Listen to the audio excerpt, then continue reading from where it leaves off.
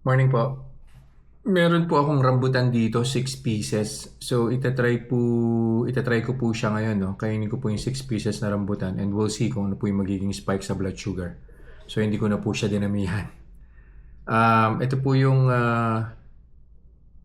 baseline po natin, 108. Tapos, babalik ako after 2 hours to check kung ano po yung magiging blood sugar spike po niya.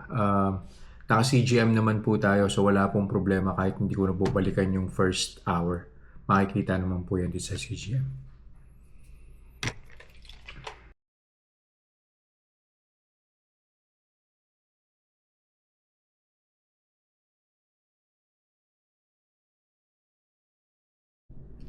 So nakadalawang oras na po. Ito na po yung blood sugar spike ni rambutan. So 6 pieces po na rambutan yung kinain ko today.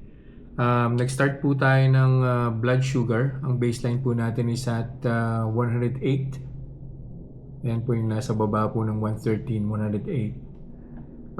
After 1 hour,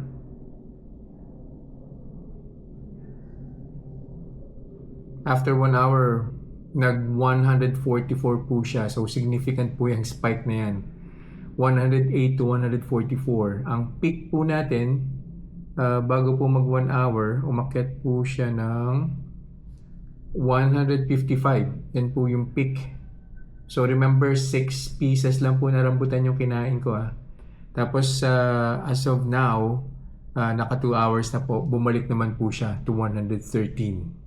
Though hindi po niya inabot yung baseline na 108. So yun po, ang impact or yun po yung epekto ng rambutan, 6 pieces sa blood sugar ko po. Of course, hindi ko po siya i-recommend eh. Unang-una, matamis po siya talaga. Plus yung 155 before 1 hour and then 154 in the first hour na blood sugar spike. Significant po yan. So imagine niyo na lang po kung isasabay niyo po yan sa ibang pagkain na mataas po ang sugar or mataas ang carbs. So definitely it would trigger a much higher blood sugar spike. So yun lang po for this review. I'll see you guys in the next vlog. Bye-bye.